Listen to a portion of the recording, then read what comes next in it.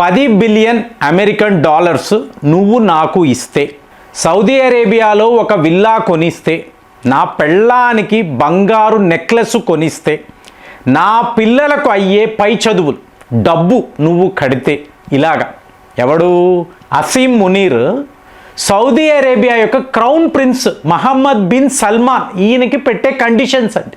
బాగుందా? వీళ్ళిద్దరి మధ్య డిఫెన్స్ ఒప్పందం ఉంది. దాని ప్రకారము సౌదీ అరేబియాపై దాడులు జరిగితే పాకిస్తాన్ ప్రొటెక్షన్కి రావాలి. సో మీకు ఈ క్రౌన్ ప్రిన్స్ ఫోన్ చేశాడు, ఒరే అసీం మునీర్ ఎక్కడ ఉన్నావురా, మేము ఇప్పుడు ప్రమాదంలో ఉన్నాము, ఇరాన్ వాళ్ళు మా మీద దాడులు చేస్తున్నారు, మరి నువ్వు రావాలి కదా, నీ సైన్యము రావాలి కదా అంటే వీడు పెట్టిన కండిషన్స్ 10 బిలియన్ అమెరికన్ డాలర్స్ ఇవ్వు, ఇస్తే అప్పుడు అంటే మా సైన్యాన్ని బలి పశువులుగా చేస్తున్నాను కదా, మరి దానికి ఒక ధర ఉంటుంది కదా, ఒక రేటు కార్డు ఉంటుంది కదా, దాని ప్రకారం ఈ డబ్బు ఇస్తే అప్పుడు నేను నీకు సహాయం చేస్తాను. ఒరే నమ్మక ద్రోహి అంటే నువ్వు ఎన్నిసార్లు భారత్ వెళ్తావు, ఎన్నిసార్లు వెళ్ళావు, అప్పుడు వాళ్ళు చెప్పలేదా పాకిస్తాన్ అంటే ఏంటి, ఈ అసీం మునీర్ అంటే ఏంటి, షాబాజ్ షరీఫ్ ఎలాంటి వాడు నీకు తెలియదా, ఒట్టి అమాయకుడులా ఉన్నావే, ఇప్పుడు ఇలాగా నేను ఎందుకు నీకు ప్రొటెక్షన్కి వస్తాను, నేను ఎందుకురా నీకు సహాయం చేస్తాను, మర్యాదగా డబ్బు పంపించు, అలాగే నువ్వు జీవితాంతం మాకు ఆయిల్ సప్లై చెయ్యి, గ్యాస్ సప్లై, ఇలాగా వరుసగా కండిషన్స్ అండి. ఒక్కసారి సౌదీ అరేబియాకు అర్థం కాలేదు, ఇలాంటి దుర్మార్గులతోనా మేము ఫ్రెండ్షిప్ అన్నాము, చేసావు కదా. ఇంకొక దుర్మార్గుడు ఎవరు, అమెరికా.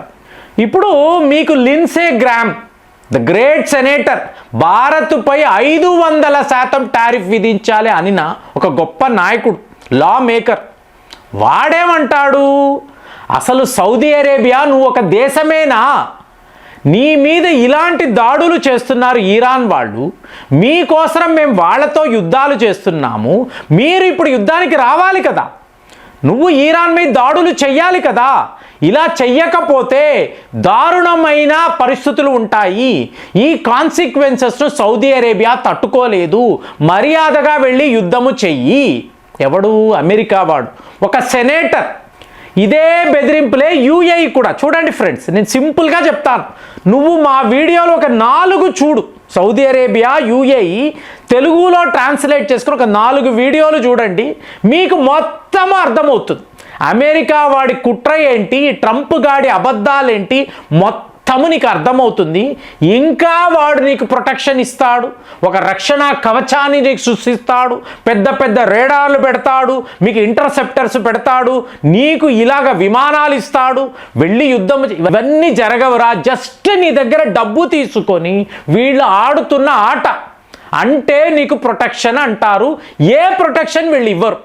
సో దాంతో ఇప్పుడు పరిస్థితి ఏమిటి అంటే, సౌదీ అరేబియాలో ఉండే ఈ బిలియనర్స్ ఉంటారు కదండి, పెద్ద పెద్ద మీకు ఆయిల్ బావులు కలిగిన వాళ్ళు ఇప్పుడు వ్యాపారము లేక మీకు ఎక్స్పోర్ట్స్ లేకుండా ఇబ్బంది పడతారు. సో వాళ్ళకి అర్థమైంది ఇదంతా అమెరికా వాడు చేసిన కుట్ర. ఇప్పటికి అందుకే మట్టి బుర్రలు, ట్యూబ్ లైట్స్ అని చెప్తారు. ఇప్పుడు వీళ్ళు మెసేజ్లు పెడుతున్నారు, అసలు లిండ్సే గ్రాహం నువ్వు ఎవరివి, నువ్వు కరోనిలా యొక్క సెనేటర్వి అంతే, నువ్వు అమెరికా అధ్యక్షుడివి కాదు, మోరోవర్ సౌదీ అరేబియా యొక్క మిలిటరీ కమాండర్ అసలే కాదు, నువ్వు ఎవడివిరా చెప్పడానికి, వెళ్ళి యుద్ధము నువ్వు చెప్తే మేము చేసేస్తామా. ఇంకొక బిలియనర్ మాట్లాడుతున్నాడు, నువ్వేమంటావు అమెరికా, నువ్వేమంటావు, మా ఎలైస్ మిడిల్ ఈస్ట్ ఎలైస్ ఏంటి, క్లోజ్ ఫ్రెండ్స్ ఇలా అన్నావు కదా, నువ్వు ఒక్క మాట మాకు చెప్పావా, ఇలాగ మేము ఇరాన్పై యుద్ధము చెయ్యబోతున్నాం, నువ్వు చెప్పావా, చెప్పలేదు. సడన్గా దాడులు అన్నావు, ఈ దాడులు చేసేసి మా మీద ఇరాన్ వాళ్ళు ఇలా విరుచుకు పడుతూ ఉంటే చూసేవా ఇరాన్ ఎంత దారుణంగా ఉందో, యుద్ధము చెయ్యి అంటే ఈ యుద్ధాన్ని మొదలు పెట్టింది ఎవరురా, క్లియర్గా అడుగుతున్నారు. నువ్వే కదా యుద్ధాన్ని స్టార్ట్ చేసావు, ఇరాన్ వాళ్ళు ఎవరైనా నీ మీద ఒక మిజైల్ విసిరేరా, లేదు కదా, నువ్వే యుద్ధాన్ని స్టార్ట్ చేసి మా ఎవరికి నిజాలు చెప్పకుండా సడన్గా ఇవాళ వచ్చి మీకోసరమే యుద్ధాన్ని చేస్తున్నాను, పదండి మీ సైన్యాన్ని ఇరాన్ దాకా పంపండి, ఇవన్నీ మాట్లాడితే మేమైనా పిచ్చోళ్ళమా, నేను మీకు ఎలా కనిపిస్తున్నాము.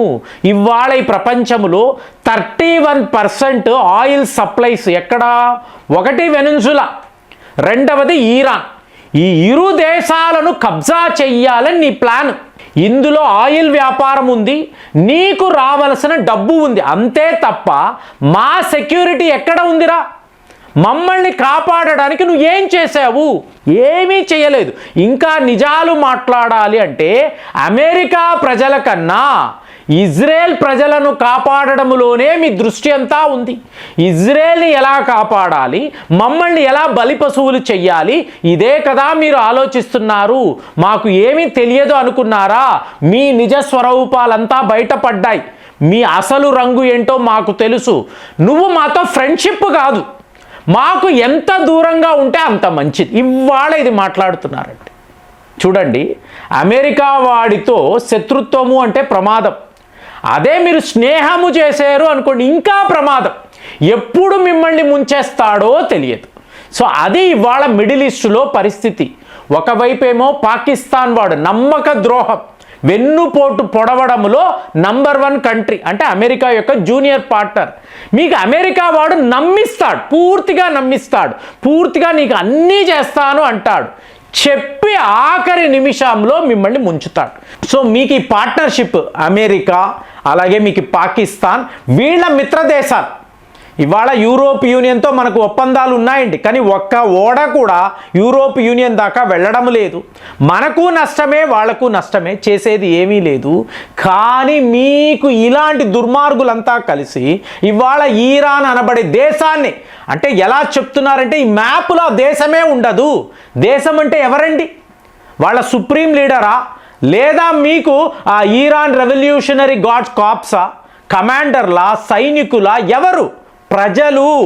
ఆ ప్రజలు ఏ పాపం చేశారు? వాళ్ళు ఏమైనా నీ మీద తీసుకొచ్చి మిజైల్డ్ విసిరేరా? లేదు కదా. వాళ్ళను బలి చెయ్యాలి, వాళ్ళను పూర్తిగా ఎలిమినేట్ చెయ్యాలి అని చెప్పి అడిగితే ఇది ఒక టెర్రరిజం అయిపోయింది కదా. అయోటుల్లా ఖామాని పోయాడు కదా. సో అతని టైంలో ఈ టెర్రరిజం ఉండింది. సో ఇవాళ తీవ్రవాదులకు సపోర్టుగా వాళ్ళు లేరు అన్నారు అనుకోండి, నువ్వు క్షమించాలి కదా, వాళ్ళని విడిచిపెట్టాలి కదా, మాట్లాడాలి కదా. కానీ నువ్వేం చేస్తున్నావు? ఇంకా ఇంకా ఇంకా అంటే నీకు వాళ్ళ ఆయిల్ బావులు కావాలి, ఆ వ్యాపారము కావాలి. దాని ప్రకారమే నీ ప్లానింగ్ ఉందే తప్ప మిడిల్ ఈస్ట్ దేశాలను నేనేదో కాపాడుతున్నాను, మీకోసమే యుద్ధం అంటే వాడి ఉద్దేశమే లేదు. ఈరాన్ వద్ద అణుబాంబు ఉంది. ఏమండి, ఇంటర్నేషనల్ అటామిక్ ఎనర్జీ ఏజెన్సీ వాళ్ళు పూర్తిగా వెరిఫై చేసుకొని అక్కడ ఎలాంటి అణు అస్త్రాలు లేవు అని వాళ్ళు చెప్తున్నారు. కానీ వీడేమంటాడు ట్రంప్ గాడు, లేదు ఉంది. సో వాళ్ళు ఇలాగ పక్కన ఉండే పొరుగు దేశాల మీద వాడతారు. వాళ్ళను వాడనివ్వకుండా ఆపే బాధ్యత మేము తీసుకున్నాము, మేము మిమ్మల్ని కాపాడతాము, కాబట్టి ఈరాన్ మీద యుద్ధము.